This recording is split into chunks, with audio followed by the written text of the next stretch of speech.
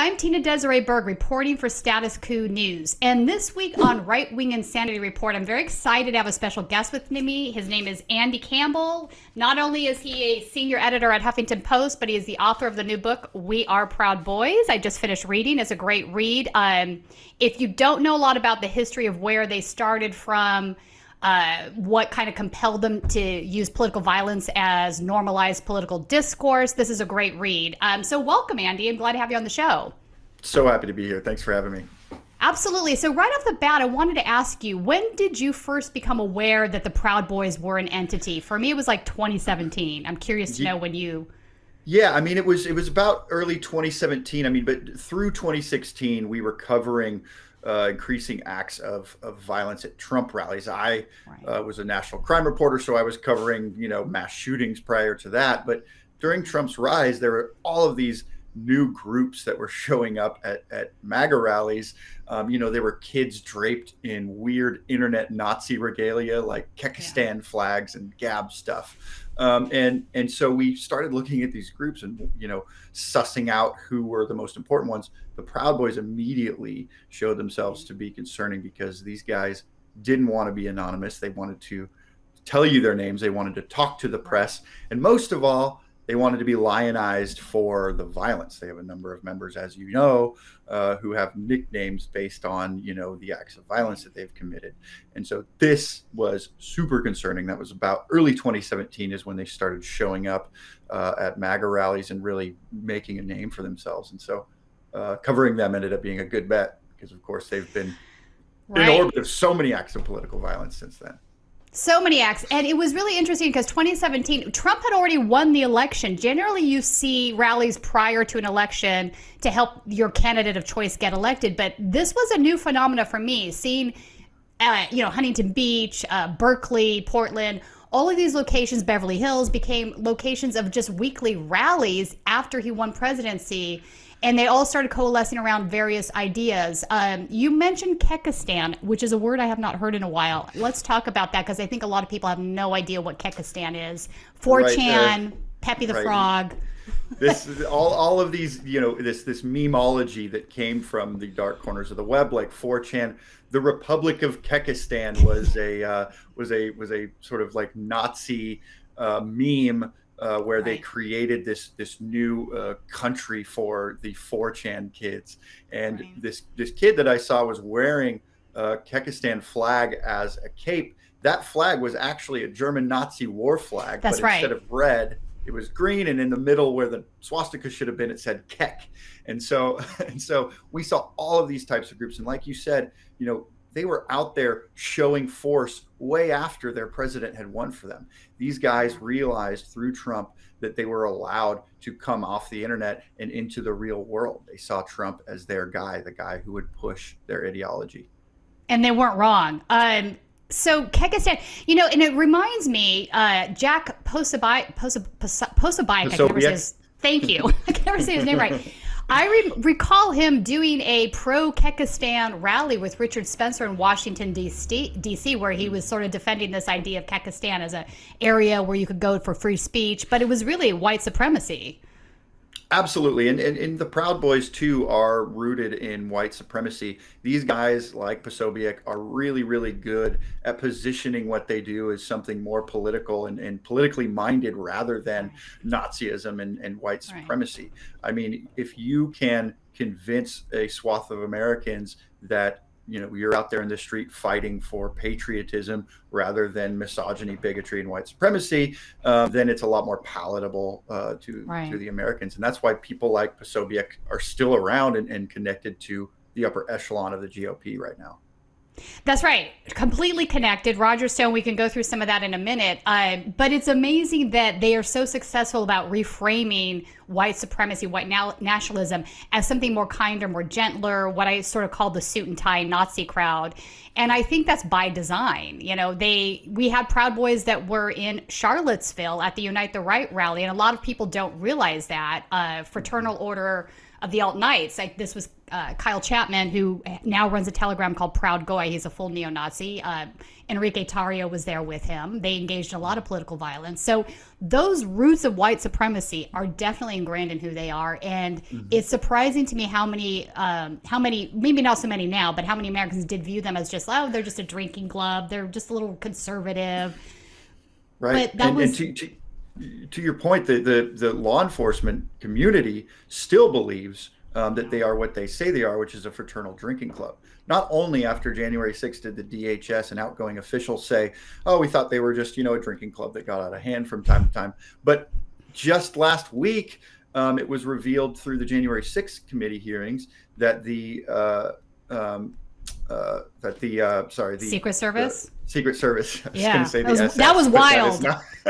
The Secret Service, yes. A memo went out that, saying that the Proud Boys don't engage in violence, so they're not really somebody we have to worry about, when we know time and time again that that's what they do. And on top of that, you talk about the white supremacist background of these guys. I mean, Gavin McInnes said in his show when he was creating the Proud Boys in, the 2016 era, anyone can join the Proud Boys, including people of color, but they have to recognize that white men have an outsized role in the success of the West. So there's white supremacy at the basis of all of this violence. Yeah, 100%. I mean, the whole idea of Western chauvinism, right? West is the best is the West. Right. That's like the rhetoric. In the book, you talk about Portland as being an epicenter for their political violence. I would agree with you on that. I think there's been multiple failures of both government and law enforcement in Portland. And you described some of that, but it became a location where Proud Boys from across the nation would travel to settle their political differences with fists, with guns, with knives. Bear mace became a thing. I even saw wasp spray one time. So talk a little bit about some of the failures that you think brought so much violence to Portland. Right. This was the battleground, not only where they could sort of casually go in and commit violence, but it was also the way in which they and Trump positioned Antifa as the big, bad, scary boogeyman that the right should be worried about, and served as the justification for the Proud Boys' existence. So they would go in, create ostensibly a MAGA rally, wait for counter protesters to show up, beat them into the submission alongside local police, and then claim that Antifa started it. And Trump, of course, ended up joining in on that and sending in federal troops to disappear protesters in the street during the 2020 BLM rallies. Now, there are many failures in Portland that sort of highlight the failures at the national level as well. One of those is the failure of law enforcement to not only recognize the problem, but respond to it. I was on the ground in Portland for many of those violent rallies over the last 6 years, and police would necessarily stand with the Proud Boys at their back and fire munitions into crowds that honestly weren't just Antifa. They were locals. They were like grandmas holding signs, and they're shooting tear gas into these crowds. Part of that is the Proud Boys messaging. They do a good job of showing, hey, we're here with Blue Lives Matter flags, with thin blue line regalia. We're here to back the blue.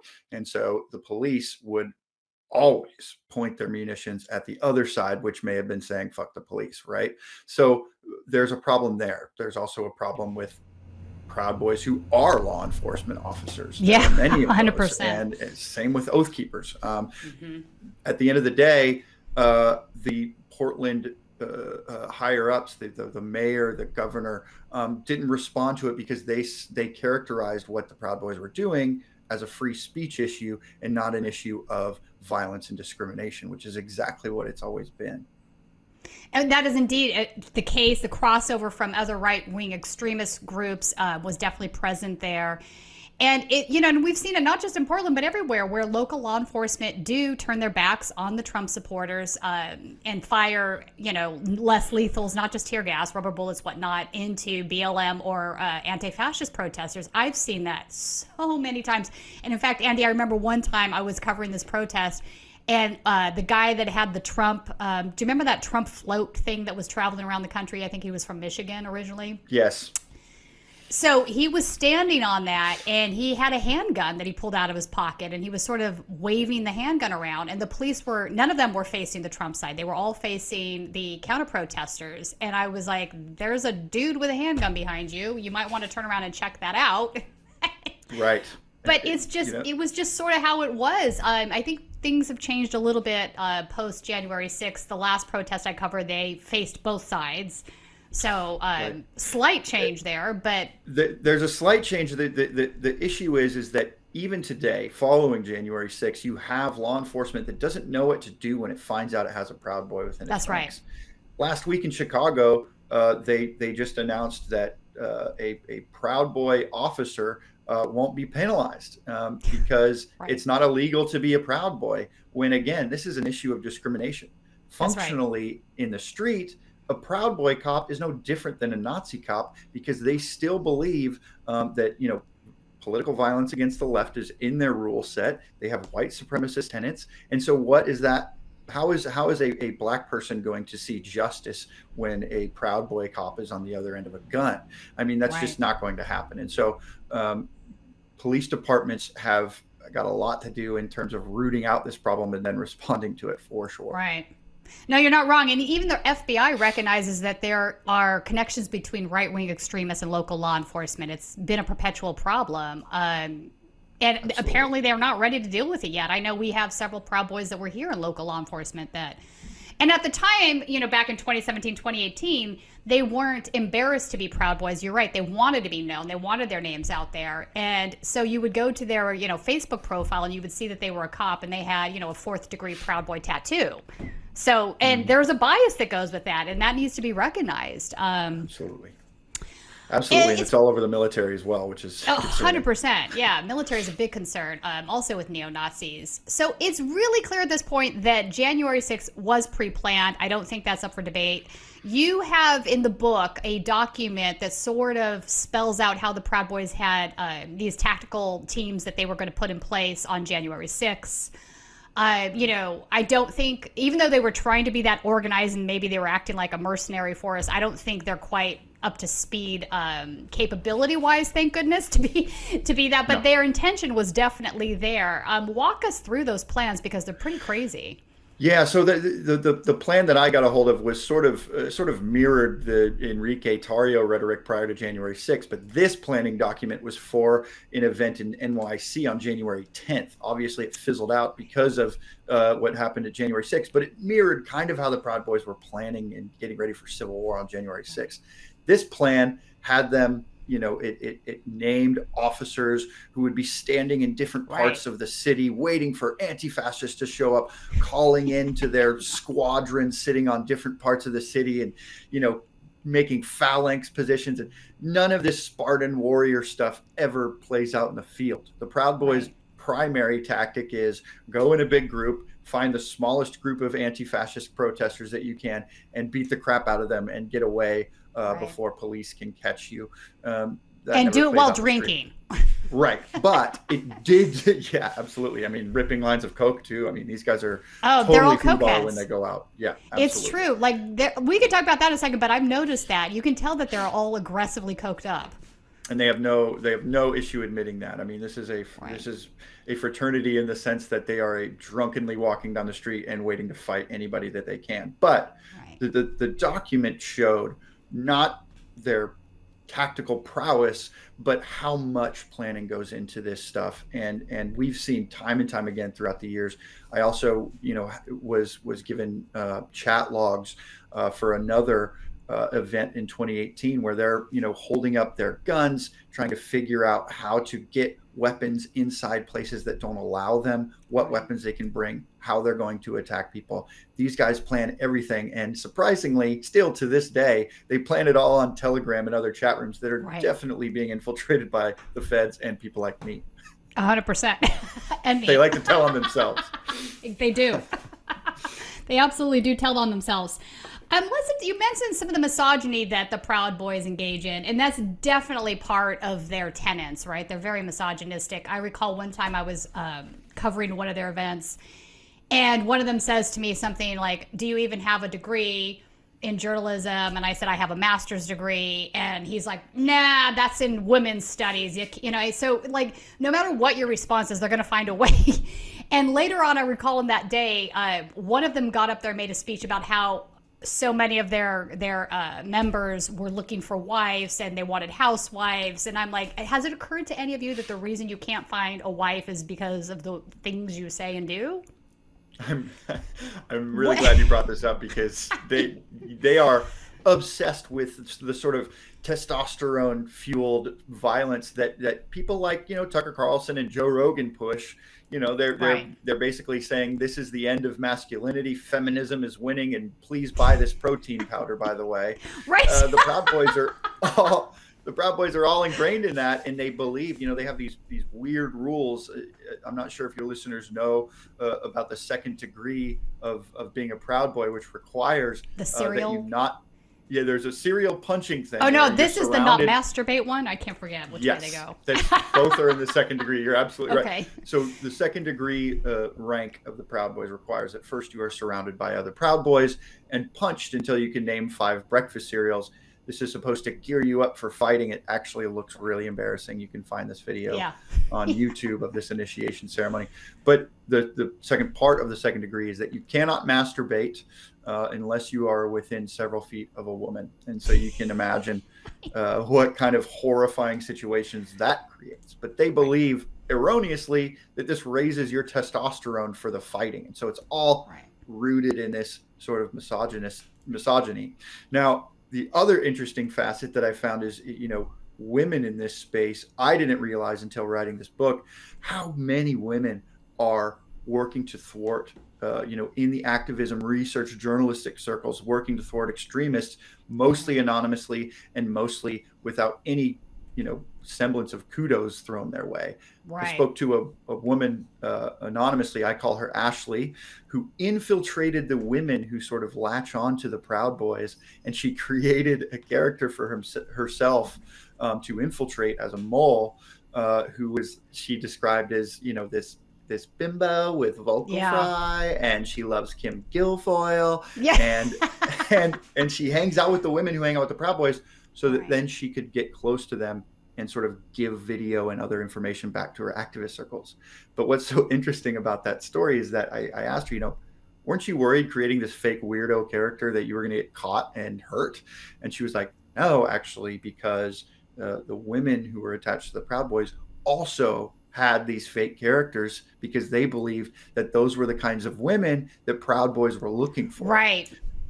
Ultimately, though, she never had to worry about any Proud Boys attacking her, you know, sexually or anything, because she said that they were terrible with women and they were actually afraid to talk to the women sort of attached to their group. So to your point, no, I don't think that they are going to have any luck finding the Proud Boy wives that they're looking for. No, it was kind of wild, though, to hear this guy up there saying this stuff. And it makes you just think, like, maybe if you just did some, you know, looking in the mirror and figuring out why that is, you would see that the problem is your behavior and your rhetoric. I mean, what woman would want to be married to you? Right. And you know, the self-victimization narrative is the same in a men's rights activist circle as it is in the white lives matter circles. It's all sort of everybody's out to get me, and I need to push back against it. Right. And a lot of the women that are involved in that circle, like every time I've pulled police reports for some of these, not every time, but a lot of the time, I pull police reports for some of these Proud Boys, and they've been involved in domestic violence, like a lot of the time. It's not shocking. It sort of kind of checks. Well, yeah, when your rule set requires that you hate women, generally your personal life reflects that. Right. So Friends of Stone, I want to talk about this text message group. So Roger Stone apparently had a text message group set up that both Enrique Tarrio and Rhodes from the Oath Keeper were involved in. For planning. How did you get, well, no, you don't have to tell me that. I'm sure you want to protect your source, but tell us a little bit about those text messages because they're very interesting. Right. Well, Stuart Rhodes, you know, founder of the Oath Keepers, like you said, and Enrique Tarrio had long been, prior to January 6th, in this chat room with Roger Stone, where they were, you know, immediately following Biden's election, Stuart Rhodes writes in this text chat, hey, we need to get something rolling ASAP. We need to get ready for January 6th. Roger Stone never rebuffs that, but this was the chat room in which they're sort of, keeping in contact. At the same time, Roger Stone is keeping in contact with Trump leading up to January 6th, with Michael Flynn and other people in Trump's inner circle. And so this was the connection that the Oath Keepers and Proud Boys had directly to Trump leading up to January 6th, yet more evidence that Trump knew what was coming and did nothing to stop it. But also, I spoke to Roger Stone, and I'm actually surprised he speaks so candidly with me for this, because I talked to him in March 2021 when he was still under immense public scrutiny for his role in January 6th. And he told me, admitted that he had been advising Enrique Tarrio and the Proud Boys politically and through their crimes over the years.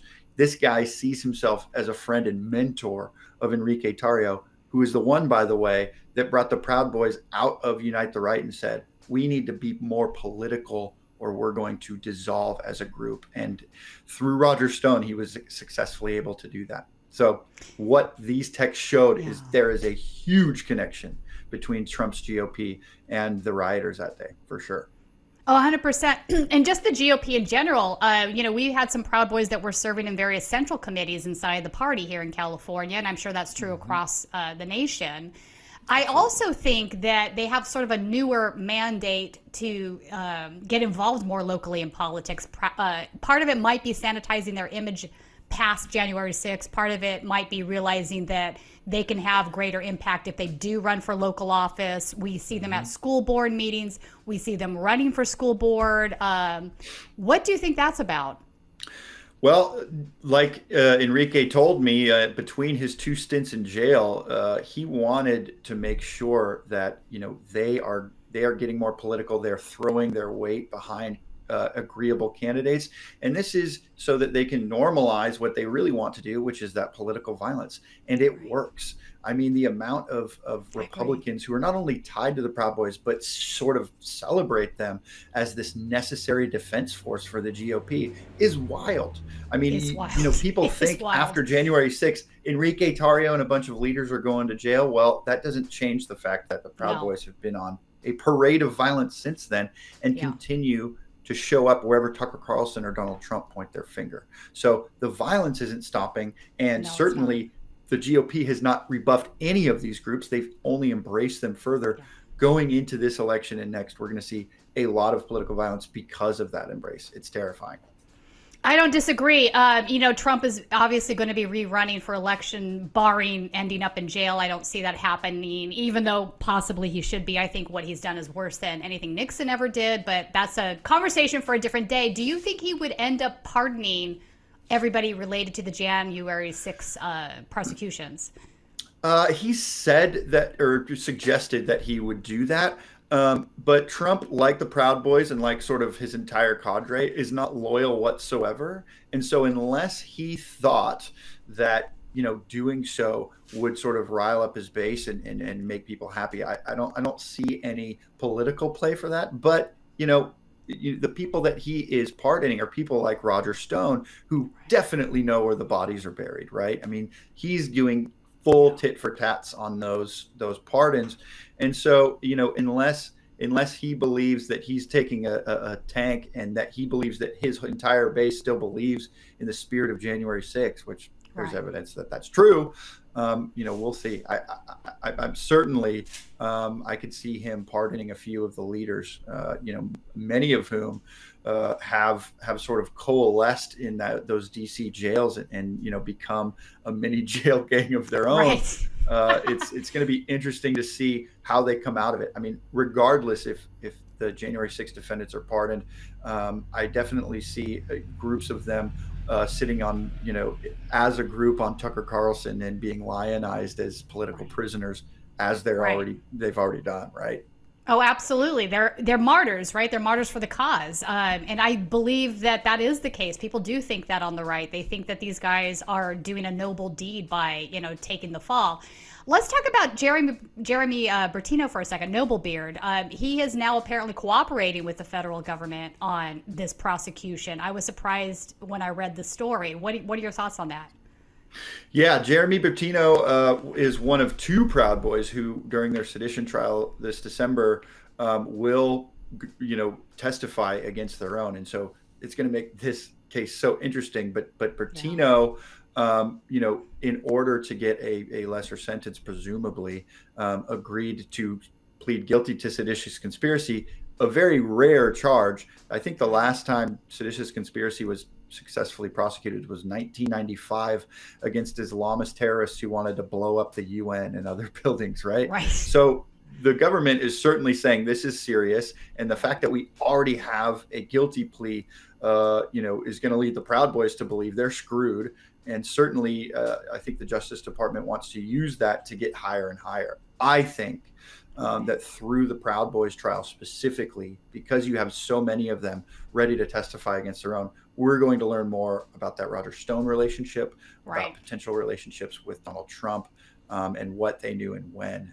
It's going to be amazing. Also, Gavin McInnes, founder of the Proud Boys, is going to be a defense witness in that sedition trial. It's going to be a total clown show in December. And absolutely, I mean, Gavin, he lives for that sort of attention. His recent staging of possibly being arrested during his show and walking out was a prime example of that. I know when I saw it, I was like, I wasn't sure that it was the FBI or law enforcement. I thought it might be a prank. Of course, people wanted to believe it was and it ended up being a prank. So, I mean, with that guy, it can go in any direction. I was like, I would believe it if he got arrested. I would believe it if it's a prank. Who knows? But, that's sort of the thing that he does. Right. The shift to hardcore white supremacy, I think this is real. I do want to discuss it for a second here. Brian James from Ohio, who was associated with the Ohio chapter of the Proud Boys. He's also been associated with the Vinlanders, which is a neo-Nazi organization, with American Guard, another white nationalist organization. Kyle Chapman's another one I mentioned earlier. He's gone full neo-Nazi as well. He's hanging out with these SoCal activist groups. I've seen other Proud Boys that I'm not going to name here in White Lives Matter propaganda videos, so I know that there's that connection there. I think, point being, I think the mask is now coming off. In lieu of and after January 6th, I think we've seen a shift towards more extremism. I think a lot of folks believed that when Trump was out of office, a lot of this would pipe down. I've seen the opposite happen, and I think it's very concerning. What are your thoughts? Yeah, the first of all, the political violence. I mean, the Proud Boys have only increased their events. Now, you're not going to see as many MAGA events until next year after Donald Trump, announces officially his candidacy, but they are instead latching onto all of the GOP's grievances. Over the summer, Fox News was complaining about drag queen story hours and LGBTQ events.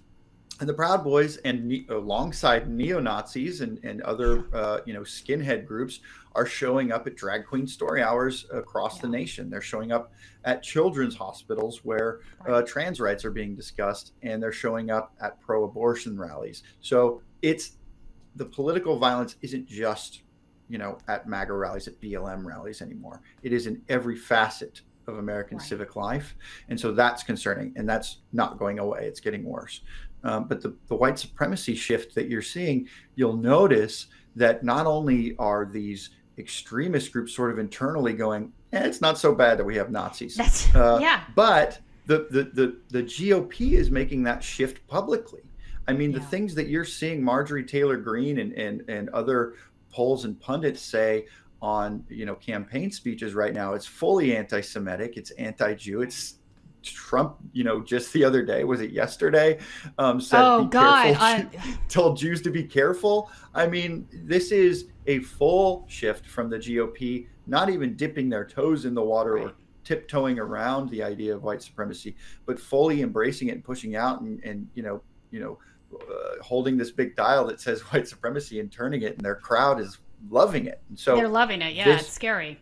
This election is going to show us, whether the American public decides, we're going to go with these Trump endorsed candidates who are just fully tied. Joe Kent in Washington State, for example, that running guy for a House state. Yeah. he's got connections to Gab's Andrew Torba. He's sent $11,000 to a Proud Boy for consulting fees, fully tied to I did know that. He sent $11,000 to, oh boy. To a Proud Boy for consulting fees, yes. Which means he's doing security at an event or something. Sure. Or they're in cahoots. We don't know. But the point is, he's fully extremist tied. He's Trump endorsed. And he seems to be doing well in Washington, which that seat was held by a Republican before. But it's still interesting in such a blue state to see that he's doing so well. So this election is going to show us a lot about whether, the MAGA is taken out of the sails of Trump and company. Indeed. In a lot of these states, Washington, Portland, California, even though they're technically blue states, inland California, inland Oregon into Idaho, inland Washington, there's a lot of right-wing extremists, anti-government groups, neo-Nazi groups that have set up shop in these areas.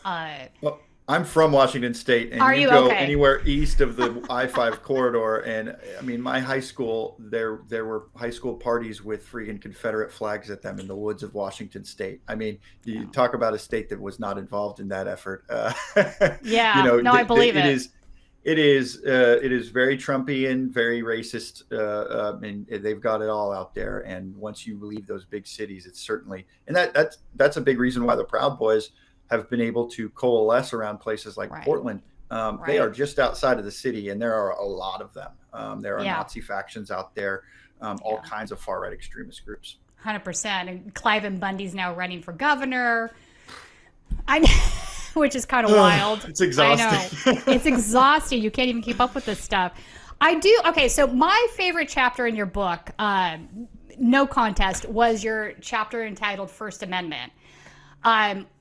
I love this chapter for multiple reasons. Obviously, it personally touches me a little bit, but I think your points are really solid. When you're covering right-wing extremism, there's a balance and a tension there, right? The tension and balance is that you want to try to do your job and be unbiased and give people a fair hearing. But at the same time, you're also up against some really terrible ideology that needs to also be checked. You have to be sort of accountable for what you put into the world, right? What you give a platform for. So I find myself kind of working through that tension quite a bit. I thought your chapter just hit that entire thing spot on, and that you're right in a lot of, things that you say, that there is an accountability there. Like at some point, if something is a lie or is hate speech, it should be checked. It isn't our job as journalists to just say that's fine, because it's not fine. And not every idea should be held as equally viable, right? Right. So absolutely. Talk me through a little bit about why you included this chapter in the book.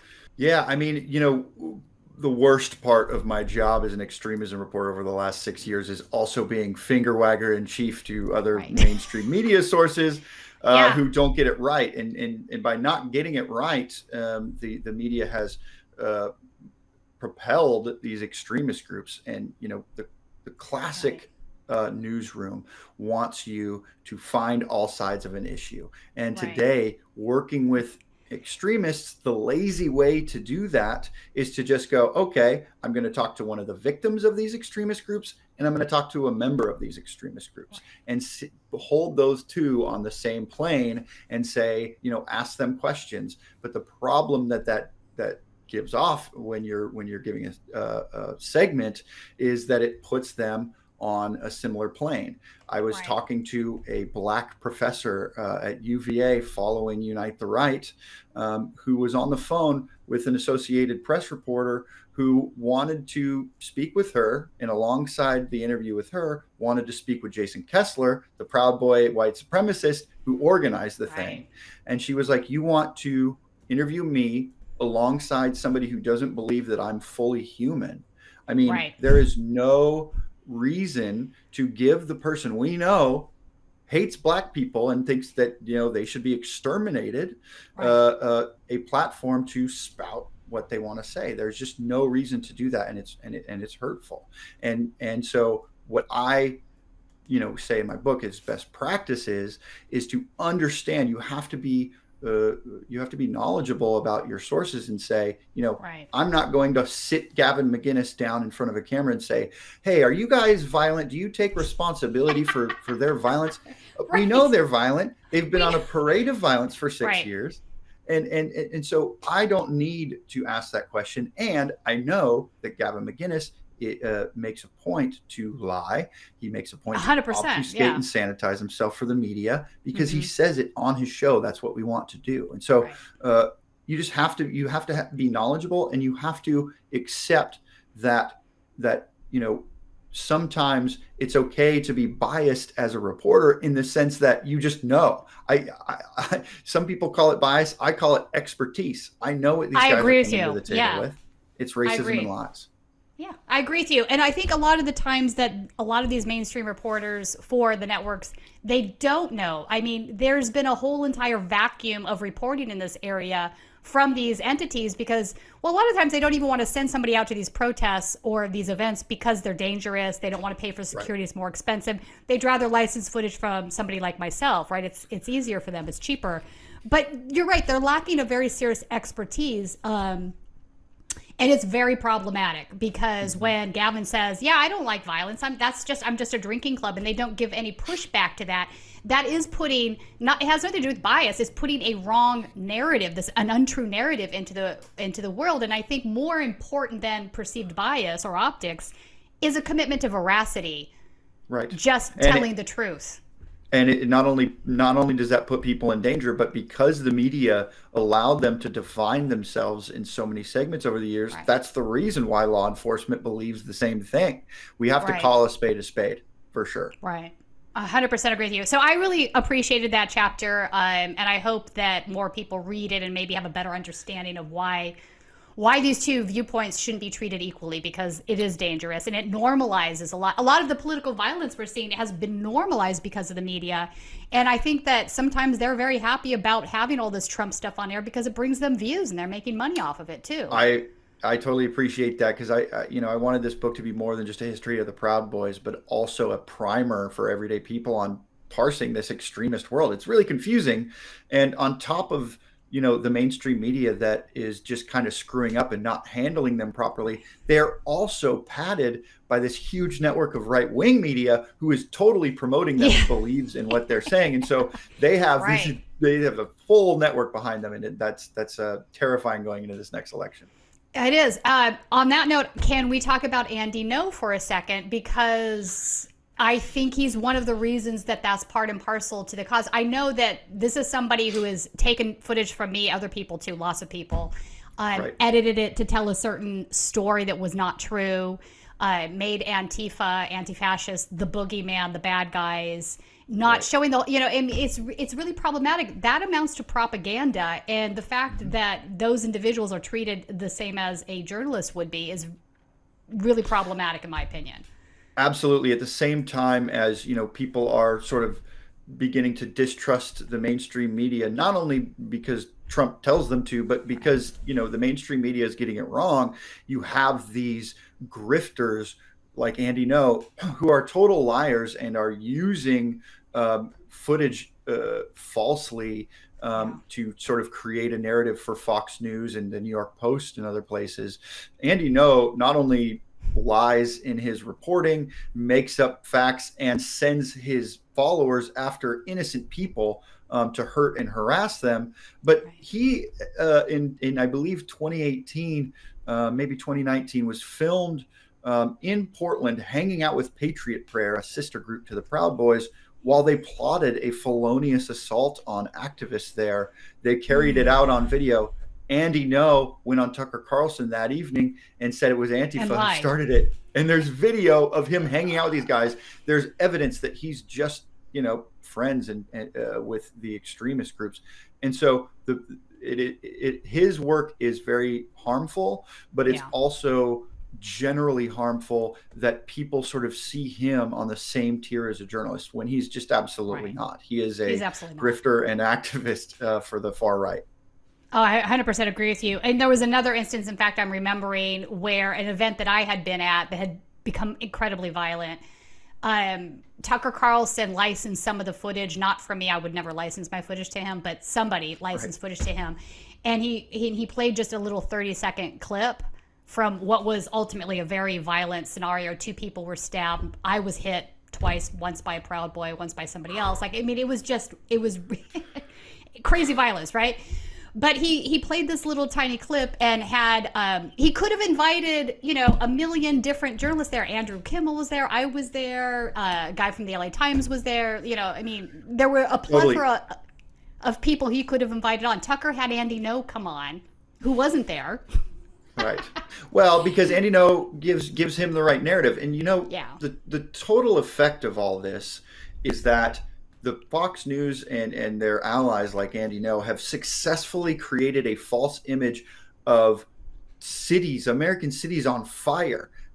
You know, half of America believes that 2020 BLM demonstrations left, you know, irreparable scars on American cities that are still ablaze right now. When in reality, I believe it was Washington Post ran a study by Harvard researchers who found that 96.6% of those events, thousands of events, had 0 reports of violence and 0 reports of property destruction. Majority peaceful, and yet Fox News and Andy No types would have you believe that you know, the left has totally torn down cities. And again, that creates justification for what the right is doing, which is exactly what they're accusing the left of doing, right? 100%, and they're very good at it. And in fact, I saw Benjamin Patino, who is a Proud Boy. One of his buddies at this particular event I had mentioned, where 2 people were stabbed, one was a right-winger, one was a left-winger. It was political violence. But I asked Benjamin about the second stabbing, and he's like, there wasn't one. And I'm like, Ben, I know there was one. I saw the guy's wounds. He was bleeding right in front of me. I saw them. I saw it. It's in my video if you zoom in on it. So don't tell me there wasn't a second stabbing by one of your guys. I saw it. And he's like, no, you're mistaken. You're mistaken, right? So, and I know I'm not mistaken. He knows I'm not mistaken, but you know, this is the dialogue that we engage in. But if this had been a reporter that hadn't been there on hand and didn't know, they might take that as verbatim as a fact and report it as such. Absolutely. And you know, the other issue is that even if you only take the stuff that's reported, which anti-fascists don't report stuff to the police, so you're not going to hear it from them. That's right. That's part of it too. Even if you take the stuff that's that's actually reported, researchers, law enforcement agencies, even Trump's own heads of law enforcement have found time and time again that the far right perpetrates exponentially more violence, that we are seeing a crisis of violence far exceeding that we've seen for freaking 50 years, and it's only getting worse. And so it's dumbfounding to me that we still try to equalize the leftist violence and right-wing violence. It's dumbfounding. It is dumbfounding. In fact, one of my favorite go-tos for this is Mike German. He's an ex-FBI agent that was undercover with right-wing extremists back in the 90s. He works for the Brennan Center now, and he talks about this quite a bit. And you're right. Why are we continuing to have this charade that the violence is equal? It's absolutely not. Let's talk about anti-fascism for a second, because I think anti-fascism was sort of elevated to this weird boogeyman degree under the Trump administration. Fox obviously likes to hold them up as the bad guys time and time again. They want to believe it's some sort of an organization, but it's not. There is no organization. These are just groups that have shared ideology. They might, be members of a movement in the sense that they all agree that fascism is the problem, but they all have different ways of going about combating that, whether it's doing online research, whether it's showing up at protests. It's a big umbrella, and it's not what the right has decided that they are. But at the same time, there's not a whole lot of authentic reporting on anti-fascists, because a lot of anti-fascists don't want to talk to press. They certainly don't want to provide the police with any details if they are victims of crime. And I've seen them stabbed, but they're not going to tell the police about it. So it's complicated in this sense. What do you make of all of this complication? Yeah, I mean, you are right that sort of, the image that the right has created, which is this balaclava wearing, Molotov cocktail holding protester in the street, is the tip of the iceberg. Now, do militant leftists exist? Absolutely. Have they attacked people in the street? Totally. And there have been, acts of violence that the majority of the left totally decries and says this isn't right for our movement, and this is a self-fulfilling or sorry, self-policing group, right? Yeah, that's a good way to describe it. Yeah. Yeah, and whereas on the right you have the the right sort of coalesces around themselves and circles the wagons around anyone, Right. which is why you have regular sort of conservatives hanging out with Nazis in the street. But that's another discussion. Anti-fascism is this huge umbrella, like you said, and the majority of people doing anti-fascist work are doing a desk job. Right. The Unite the Right, after Unite the Right, all of the dossiers and work that went to creating a successful $25 million lawsuit against the architects was done by anti-fascist researchers, local and national, working together. Much of the dossier work done on the January 6th defendants was done by anti-fascist researchers. Now, there are anti-fascists who go in the street. There are anti-fascists who hate a supporter of Joe Biden just as much as they hate a cop or a Trump supporter. And I've spoken to those people. Some of those people have yelled at me and told me to put down my camera. And I've had bad situations with them. But again, what it goes back to is that the numbers just don't add up. Antifa isn't going out in the street freaking, working ideologically to attack people and locals. It's just not happening. The numbers don't show it. It's not happening. Yeah. And like you said, the other issue is that there is some honest reporting that needs to be done on these groups. I want to learn more, but I think a lot of journalists, even those in the extremism space, hesitate to work on that because any reporting that comes out on that is necessarily going to be grabbed up by the Andy Knows of the world and sort of positioned as further proof that the leftist menace is way worse than that. Oh, you're not wrong. I'm Antifa press secretary over here. Yeah. I get called Antifa all the time. Gavin McGinnis told his followers that I'm mask wearing Antifa, right? Yeah. And it's like it's like ideologically that characterization isn't bad. I don't like fascism. No, I don't like fascism, but I do think it's funny how worked up they get. Right, absolutely. But Antifa to the right, even a number of Proud Boys told me anonymously that Antifa really just describes anyone who opposes them. Could be an old man holding a sign. It could be a BLM protester. It could be anybody. It could be the FBI at this point. Exactly. Yeah. And anyone Trump points his finger at is Antifa, and that's, they've created this boogeyman and given themselves a reason to go out there and fight, and a reason why the police and pundits are looking away when they do that. 100%. I want to talk about money in the GOP, money in politics, money going to the right-wing extremists from the moneyed interests in the GOP. You talk a little bit about this in the book. I sort of want to make a connection beyond that, though. I believe that we are seeing an increase in fascism in the country because we are also seeing an extreme increase in income inequality in the country. The last time we saw this type of income inequality was the 1930s, not just here but abroad in Europe, and that led to fascism everywhere. Christian Front in this country, the Bund. We also had a very serious right-wing extreme problem in the late 1930s that doesn't get discussed, that went lockstep with that. So I think that these things are interconnected. And I also think that mainstream political GOP forces are funding a lot of this right-wing violence in the streets. I don't think that's a crazy statement. So what benefits do these moneyed interests have? Not just from the income inequality, that's the obvious one, but from sort of sowing the seeds of aggression with these extremists? Yeah, I mean, again, I think that the people at the top, and Trump is a prime example. That guy has a bunch of money and he ain't giving it to anybody. He's part of the plutonymy. Right, absolutely.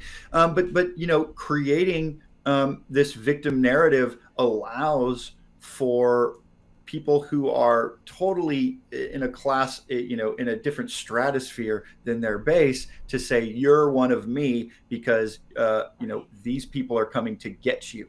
Immigrants, Antifa, women, people are coming to get you. They're coming to take your guns. They're coming to take your masculinity. That is a platform by which they can say, you're on my side, even though we are of different class. And so never, the the rich in this country are certainly working to foment this violence. But what was interesting about the work that some of the researchers have done, pulling information from the Give, Send, Go campaigns to different Proud Boys after they arrested. Yeah, that was fascinating, by the way.